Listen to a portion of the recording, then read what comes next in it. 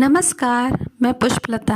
आज मैं आपको पार्ट 3 बस की यात्रा पढ़ाने जा रही हूँ, जिसके लेखक सुप्रसिद्ध व्यंगकार श्री हरिशंकर परसाई जी हैं। परसाई जी की यह रचना बस की यात्रा यातायात की दुर्व्यवस्थाओं पर व्यंग करती है। यहाँ पर मैं आपको ये समझाना चाहूँगी कि व्यंग कहते किसे हैं। व्यंग में बात कुछ इस तरह कही जाती है कि वह दिल और दिमाग पर सीधा असर करे। साथ ही कुछ अलग प्रकार की हंसी भी आती है, लेकिन वह हंसी ऐसी तीखी तेज चोट पैदा करती है कि अगला व्यक्ति तिलमिला जाए और वह बात सोचने पर मजबूर हो जाए। चलिए अब इस व्यंग को पढ़ते हैं। लेखक और उसके मित्रों ने यह निश्चित किया कि वे शाम को 4 बजे जाने वाली बस से चलेंगे, क्योंकि इससे जाने पर इसी कंपनी की बस जो सतना जाती है 1 घंटे बाद मिल जाती थी। जाना इसलिए जरूरी था कि लेखक के 2 मित्रों को सुबह काम पर जाना जरूरी था, अतः इसके अलावा उनके पास कोई रास्ता भी नहीं था। जबकि लोगों ने सलाह दी कि जो लोग इस बस की हालत को जानते हैं वे शाम वाली बस से यात्रा नहीं करते। इस पर लेखक के मन में ये प्रश्न उठता है कि शाम की बस से यात्रा करने पर क्या रास्ते में डाकुओं के मिलने का डर रहता है। मतलब वो यहाँ पर लेखक ये पूछते हैं कि लोग शाम वाली बस से क्यों नहीं जाना चाहते हैं।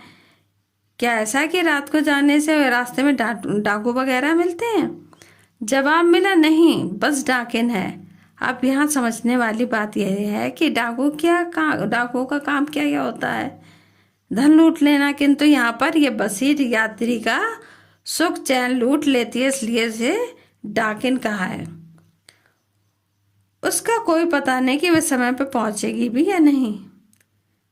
बस को देखते ही लेखक के मन में श्रद्धा यानी कि विनय और प्रेम के मिले जुले भाव उमड़ पड़े, क्योंकि बस काफी पुरानी थी।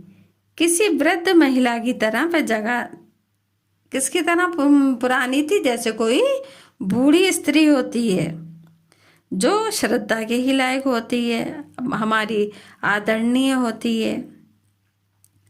बस जगह जगह से पिचकी और टूटी फूटी थी, जो ये प्रकट कर रही थी कि इसे काफी अनुभव है कि ये काफी पुरानी है। इसकी हालत को देखकर लोग उस पर सफर नहीं करना चाहते थे कि वृद्धावस्था में अर्थात इस जीर्ण शीर्ण हालत में उन्हें ऐसा प्रतीत हो रहा था कि यदि इसे चलाया गया तो इसे बहुत कष्ट होगा। जिस तरह वृद्ध हमारे पूजनीय होते हैं, उसी तरह वह भी पूजा के योग्य ही लग रही थी।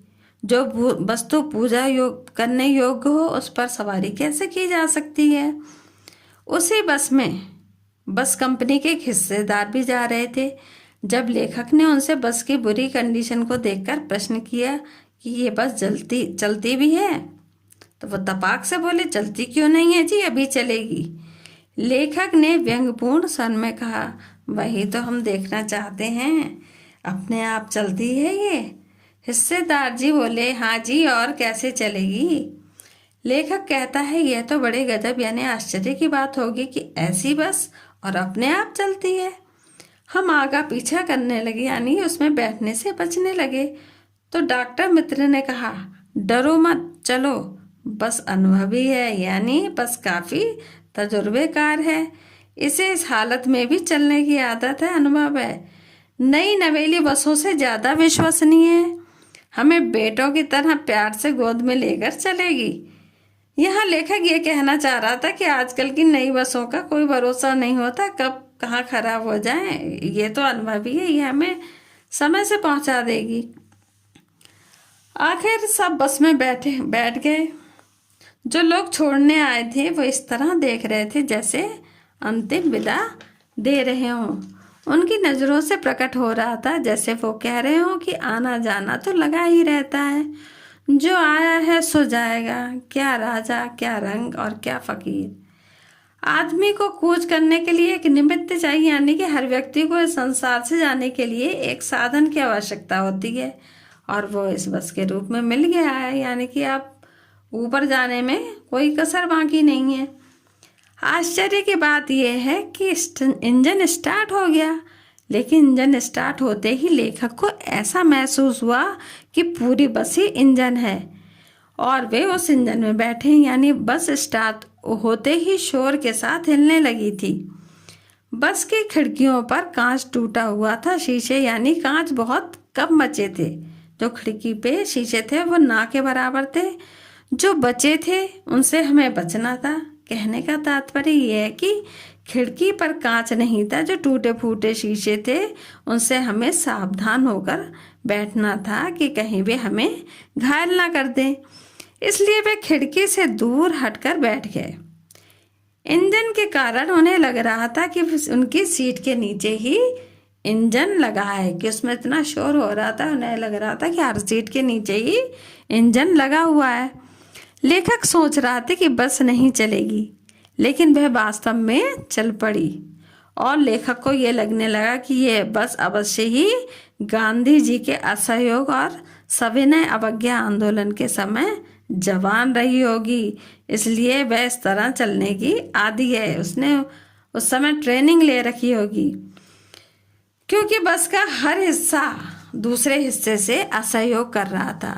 पूरी बस सविनय अवज्ञा आंदोलन के दौर से गुजर रही थी। सीट बस की बॉडी से अलग हुई जा रही थी। कभी लगता था सीट बस की बॉडी को छोड़कर आगे भागी जा रही है और कभी बॉडी सीट को छोड़ते प्रतीत होती, यानी बस के सभी हिस्से एक दूसरे से असहयोग कर रहे थे। कोई 8-10 मील चलने पर यह असहयोग का भेद ही मिट गया। लेखक को ये समझ में नहीं आ रहा था वे सीट पे बैठे हैं या सीट उन पर बैठी है। कुल मिलाकर बस और बस में बैठने वालों की हालत खस्ता हो रही थी। अचानक बस रुक गई। पूछने पर पता चला कि पेट्रोल की टंकी में छेद हो गया। ड्राइवर ने तुरंत बाल्टी में पेट्रोल निकालकर उसे इंजन के बगल में रखकर बाल्टी में नली डालकर इंजन में वो पेट्रोल को भेजने लगा। मतलब नली के द्वारा पेट्रोल बस के इंजन में जाने लगा।